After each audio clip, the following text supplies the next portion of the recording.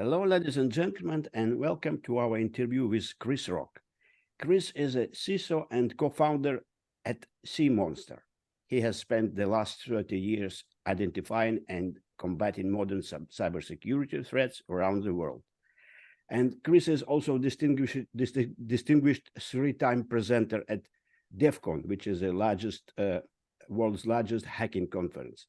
And he is an author of the Baby Harvest, which delves deep into pervasive crisis of identity theft worldwide. So I believe we will have a very interesting conversation with Chris. So Chris, thank you for joining us for our Risk Management Show podcast episode. Thank you very much for having me, Boris. A pleasure to be here. Absolutely.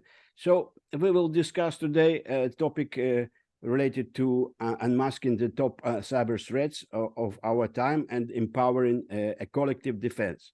So, Chris, can you first provide and give us a short introduction of a current cyber threat landscape and highlight some of the most pressing cyber threats that organizations and the individuals face today?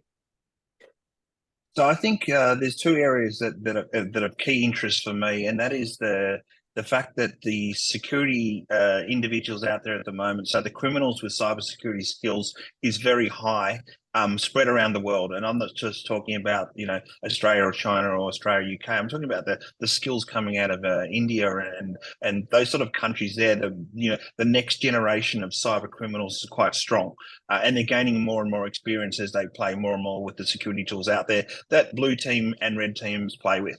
So I think the skill set of our adversaries is increasing. I think with funding, whether it be criminal funding for these groups or government funding for state-based hackers is increased because of the power of cyber-based attacks, is quite high. So that, for me, that would be number one.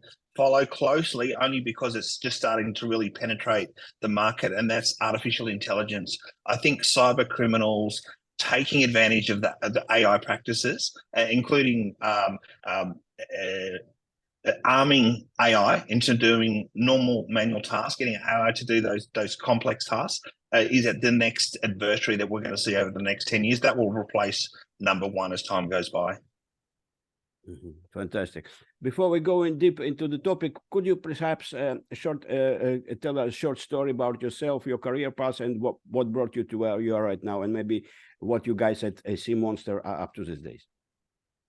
Definitely. So I've been in the hacking space since I was 13 years of age, before there was even careers in hacking. So I've been doing, essentially pen testing since I was 13. I'm now 50. I worked in 4 major banks from the ages of 20 to 30 doing IT and essentially blue teaming. Post that, I ran my own penetration testing company. We did pen tests around the world for the next, probably next 12 to 14 years after that, and mostly in the Middle East. And followed by that, we saw a market for SIEM solutions. One of our clients, a steel manufacturer, had been hacked, and they wanted a SIEM solution. So we put them in touch with Splunk. Splunk was the perfect size for them in terms of what they needed for SIEM monitoring, but the price tag was over $1 million for what they wanted. Now, they didn't have the budget for $1 million, so we pointed them towards some open source solution, but with a bit of work, they could use some open source solutions. They didn't have the skill set in-house, and so they sponsored us to build a SIEM platform for that company, and we built a open source SIEM solution for them. We then rolled that SIEM solution out to the community to say, what do people like this solution? Is there a market for this solution? And we were bombarded with people wanting this open source SIEM solution. And we pivoted from pen testing to creating SIEM products for customers around the world, which is what I do today and have been doing for the last 7 years. All right. So in recent years, there has been a rise in the use of cyber mercenaries, state-sponsored hacking groups. So how does this affect the threat landscape, and what measures can countries take to counteract against these groups? Yeah, so and you're spot on. So in terms of cyber mercenaries, there's state-based, but there's also corporate-based as well. So the hacker for hire, the keyboard for hire, doing corporate jobs. So you're not only up against state-sponsored, but you're after probably the lower budgeted, hack attempts that cyber mercenaries. For example, I might get asked to hack into the CEO of, say, Nokia's email address or his CFO, and that becomes like a cyber mercenary task. So you raise a good question. How can companies defend themselves against this? It all comes down to training of your staff members. Now, training of your staff members will only go so far, like that constant security message, watch what you click on. Of course, if you've got a staff count of 10,000 people, the average of about 800 people in a year is going to click on one of those links. And you've then got to have systems in place that if you get past the front door of your staff members, do you have software and tools in place to minimize or stop that attack in its tracks using tools like XDR solutions, SIEM solutions, a combination of those. And also, the typical antiviruses and DLP type sort of software out there. So there's a layered approach that people like myself will put into a company. First line of defense is staff, and then tools, and then technique and policy to minimize those threats. Mm-hmm. So you just mentioned some agents and participants of this cybersecurity ecosystem. So can you discuss in more deep the different categories of hackers, from black hats to white hats, and their specific role in the ecosystem? Definitely. So, and there's a lot of over the period of the last, say, 20 years, there's a bit of an overlap here where all of a sudden you'll hear things like grey hat. So I'll go through for your audience that doesn't know the key differences. So white hat hacker is essentially someone who's ethically asked to hack into a company and produce a report against that enterprise. So we call that a white hat. A black hat is the opposite. A black hat is a criminal. A black hat is someone that will try to break into a company and then steal money, steal information to sell, and that's a black hat hacker. A grey hat hacker is someone in the middle that operates on both sides of the fence, who might have a full-time job in a bank or finance institution, but also participates in black activities and walks on both sides of the line. You'll also hear things such as blue team and red team. Blue team is essentially people within a company protecting that enterprise. We call those blue team professionals. And then we have something called a red team professionals. That's essentially legalized hacking, the penetration testing, which most companies do on a twice-a-year basis, sometimes quarterly. A red teamer will come in and try to penetrate your network, produce a report, show you the holes, and how to protect yourself against that. Again, the black hat category and grey hat can be even siloed out. So there's different types of black hats. You mentioned a great one before, the state-sponsored cyber mercenary. There's your straight-out criminal, straight-out scammers, straight-out 13-year-olds who are trying to, get into their girlfriend or friend's account at school. And then there's a whole range of skill set within that black hat, and again, white hat as well. All right, this is kind of a very useful categorization of all this participant. So can you perhaps share some real-world examples of recent cyber attacks, maybe without naming the names, but that have had a significant impact on business or governments, and what lessons can we learn from these incidents? So, and it's the same old story. So it's essentially a hacker will come into a company and they'll do two things: that they'll either try to stay there and not to be seen in the network, or essentially grab all the data and encrypt it, or grab all the data and then try to ransom the company to not release it. A great example was in Australia. Hackers got into one of the largest healthcare providers and had every piece of information, every Australian person that ever had health insurance, but not only Australians, every international student. They then asked for a ransom. I think it was around about 12 million AUD, so about 10 million US dollars, to get or they would release that information. The Australian government put pressure on this private health insurance company not to pay the ransom, because they didn't want hackers then targeting the next insurance company and the one after that. So under great pressure from the Australian government, the health insurer who wanted to pay to keep that data, because we're talking about really sensitive data. I mean, I might go to the doctor and I might have a cold or a flu or something minor, but you've got people who are very sensitive in the community, people who are, on suicide watch, who are, family planning, alcohol, and so that information would have been leaked out. The government and the company decided not to pay the ransom, and the hackers then released all that information to essentially to the world. So any person, including other insurance providers, could then have a look at the information that was out there, and it's currently out there right now. So that's one that really comes to mind. That was a real sting. It wasn't just a financial hit, because companies usually can absorb a financial hit with insurance. But it's that medical one where once that medical stuff's out there, it's out there. There's nothing you can do. Yeah, this is terrible. So I would like to ask you a personal point of view. What is the major misconception in your field of cybersecurity that you strongly disagree with? I range on a lot of, I disagree. I'm the person that you picked the wrong person to podcast, because I don't go along with the flock. I pretty much are very opinionated. So I go against a lot. I think that there is enough cybersecurity people in the industry, but the problem I have is there's too many people that don't have enough skill in the cybersecurity industry. I think there's a lot of, I call it bottom heavy. So we have a lot of newcomers and a lot of immediate skill, and I can see the desire to come in the industry. I have people come straight to me and say, Chris, I want to go into pen testing. Where do I start? Now, I was in the IT industry 15 years before I was in the security industry. So there's a long progression path, a bit like a doctor. You don't just become a doctor. You know, you do 6 years of study and you're just a GP. And then after that, you want to be a specialist, 3 years to be a psychiatrist, 3 years to be a surgeon, and so on. So I find that people will say there's a lot of cybersecurity talent in the industry. Big businesses need to employ these people. I run a business. I don't need 5 juniors running around for 5 to 8 years to get them to the skill set that I need. Of course, I will bring on juniors in my business and train up. But if I want intermediate skill or expert people in, I want to pay what they're worth and bring them in now. I don't need an expert in 5 years' time. I want an expert right now. If I want an SME as a business, I want an SME. So you asked a good question. And for me, there's enough people in the industry, just the wrong skill set. Mm-hmm. Yeah.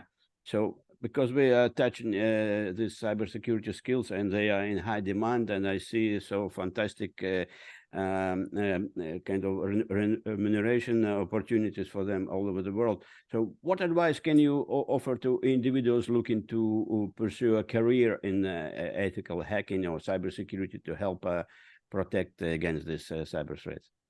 So my one piece of advice is don't follow my path. First of all, do your own path, but don't rush your path.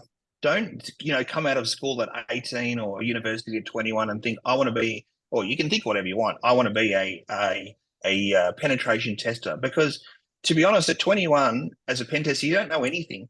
And what I mean by that, you've never worked in a bank. I spent 10 years in a bank before I even did penetration testing of a bank. I know the systems inside and out. I know the difference between, middleware, back end of databases. I know what a SQL injection actually does. I've actually worked with databases. I've actually worked with all that sort of stuff. So a piece of advice, don't rush it. Get in. If you have to get into IT first and then move into security, do that. You're in the industry from age of 18 to, look, the time you and I will retire at 65 or 70. The next generation will probably be 80 before they're retired. So you've got from 20 to 80 as a career path for the people who are 18-year-old or 21-year-old now. Don't rush it. You've got your reputation. You're going to build a reputation over those, 60 years, or let's just say 50 years. Don't stay in your lane until you're ready to move into the next lane. I see a lot of talk in my industry about, I have imposter syndrome. And that's a real thing. But the problem is, if you've been in the industry 1 year and you have imposter syndrome, you haven't achieved anything of relevance yet anyway. So you don't have imposter syndrome. You just don't know what you're doing. It's as simple as that. So piece of advice, relax. You've got your whole career ahead of you. Go to university, do private courses, do risk management, do forensic, do whatever you want to do, and just build your experience up. And in 10 years' time, you can command $250,000, $500,000 a year, and then you have great foundation. So if someone asks you a question, you know the answer. And if you don't know the answer, you can contact one of your peers, because you're respected in the industry, and say, hey, I'm working with this. Have you got a solution? And if you're respected and you haven't made a fool of yourself on Twitter or LinkedIn, you'll get the respect that you deserve, and you'll be able to respond accordingly. Fantastic. So one of the key concepts we're discussing today is a collective defense. So could you explain what this means in the context of cybersecurity and how can organizations collaborate to strengthen their defenses? Again, I know it sounds cliche, but another great question. And I'm seeing that unofficially right now. So we have a lot of customers who might be, say, in the hospital space or the university space.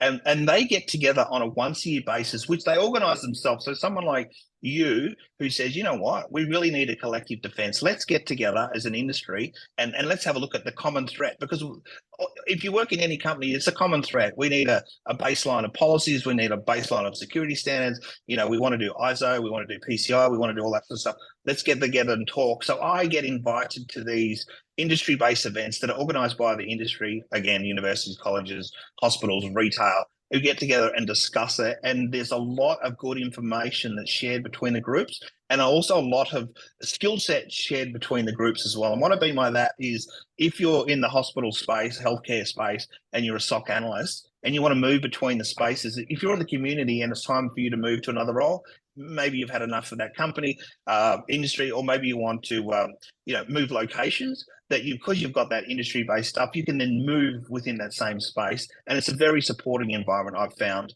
by having that collective groups, industry focus, because there's no better a group. If you're in the banking sector, money's not an issue. I can get whatever I want. I can get Splunk, I can get staff, I can get SOC, I can get tools within reason. But if I'm in healthcare or retail, I don't have a blank checkbook. So you're then working with people who are not going to put Splunk in front of you. They're going to put products like CMonster or Wazoo or these sort of solutions that actually fit your industry. So I think we need to do more of that, and to have it industry specific, I think that's really important. Right. So when discussing cyber threats, it is essential, of course, to consider the human element, as we discussed. So how can organizations better educate and train their employees? There are some kind of recognized courses or respond this to trends, or because we are seeing increasingly complexity of these threats, and it's difficult to stay ahead of the curve. What is your opinion about it? Yeah, so again, you're right. The people are the front line of defense, and you'll be surprised on what people click on the industry. The same person that will click on an errant email in your work is the same person that's not trying to be mischievous, or they're not trying to be a threat actor. They're the same person that will click on it at home and then transfer money from their bank account. So you just can't assume that everyone has the same knowledge as somebody within the security team. So, and you've always got you've always got new staff coming in. So anyone that starts in a company must have security training, and this training must adapt to that threat landscape, and it's got to be interactive. It can't be boring. Security can't be thought as for new staff it's a boring exercise. So I see a lot of companies now bring in people like myself. They'll bring in ex-criminals to come in just to get the attention of the audience, and to talk about, this is what we're trying to do. I'm not targeting. I don't care about your email. If I'm attacking you as a receptionist or an engineer or whatever, my target is not you. My target is your organization. I will try to move my escalation up to CEO or admin of your organization. So you're essentially one hop in the chain. So it's your responsibility to protect yourself. And if you do click on something that you think, oh, I shouldn't have done that, is report it. Don't be embarrassed. And as an industry, we've got to make sure that we don't punish these people for clicking on things as well. And that's why we have the tools behind the scene protector. Because I see a lot of staff who click on things and they're too embarrassed, or they're worried about the ramifications of reporting it. And all of a sudden, there's scripts running on their desktop that they're just too scared to talk about it. And they might even just turn their computer off for the day and then just go, because they're just so embarrassed. And then the security people, the incident response, have got to try to work out what happened. Because no one reported, oops, I accidentally clicked on this thing and my computer started doing weird things. Mm-hmm. So if we go to a kind of a person on the trenches, risk manager or CISO, what are the critical components of a robust cybersecurity strategy, and how can organizations ensure that they have a comprehensive and up-to-date plan in place? Yeah, so again, another great question. So My advice is for companies to follow standards within your industry. So if you are in finance, follow ISO 27001 or PCI DSS. They've done all those sort of hard work for you about something to follow. And all these security standards or frameworks will actually tell you what you need to do within your organization. For example, if you go down the SOC 2 path or the ISO path, it'll actually say have a SIEM in place. Or if you're running, if you're terminating staff, so if you're removing staff from your organization, follow the following process. And these processes protect your organization. Have I made sure that that person on exit has handed back their key pass? Have I locked out their account in Active Directory? And all these sort of things. And then the risk manager, the job of the risk manager, I don't want to tell you how to do your job as a risk manager, but your job is to make sure that when staff leave, someone comes back to ensure that I actually did my job. So in a month's time, you're going to pick 10 users that left the organization and you're going to audit to make sure that those systems actually lock that user out successfully. The last thing you want is credentials left and where people have left the organization and a year later, they still can be accessed and that person may be mischievous in a year's time, still get access and then compromise your network. Right. So to answer your question, follow the framework. You don't have to recreate the wheel. There's already great frameworks out there. If you do not have an industry-specific framework, ISO 27001 is a great blanket coverage for all organizations. Fantastic. So if we summarize our interview for someone who is listening to it and who would like to walk away with one or two major takeaways, what would that be? A cyber criminal will always outthink you in your organization. So even as a risk manager, you will have risks that you don't even know about that exist. You will get penetrated. As a company, you will get hacked and done over. It's your job then to make sure that when that happens, you have a set process on how you can limit that risk to your organization, whether it's insurance, whether it's backups, offline backups, whether it's incident response plan, whether it's legal and media and all that sort of stuff. Even myself as a professional hacker will get hacked. There is no protecting yourself from these people. It's going to happen. When it does, pretend you're like in the army and infantry, you do the same thing, muscle memory over and over again, is make sure when it does happen, you have a set process of this is what I need to do to limit my exposure to my business. All right, Chris, thank you very much. This was very useful. So these were all my questions. Perhaps if I forgot to ask you something that you think would be important to our audience, please go ahead. The only thing I'd also like to add is for your audience as risk managers, there's some great security conferences, and there's too many of them to be honest around the world. But there's some great conferences like DEF CON or Black Hat. Have a look at YouTube. These things always come live a couple of months after it. And have a look at the big talks out there about what's currently out there at the moment. So you can see what's coming down the pipeline. For myself, like you mentioned at the start, I presented 3 times. I present early so that the industry has a chance to then make alterations to their security posture where they thought something that was unhackable is essentially hackable. So my advice is follow those conferences, have a look at the talks, they're free, and then you can educate yourself on what's coming down, what are hackers thinking about hacking going forward, and you can stay at least one step ahead of another organization. And I say that with respect. As a company, you don't want to be the low-hanging fruit.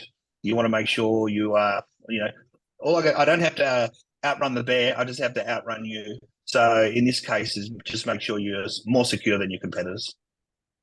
Fantastic, great. Thank you very much again, and I wish you and your company a great success in this very kind of a useful job that you do, and also your propagating your knowledge all over the world, and so people will know what to face when they have these problems.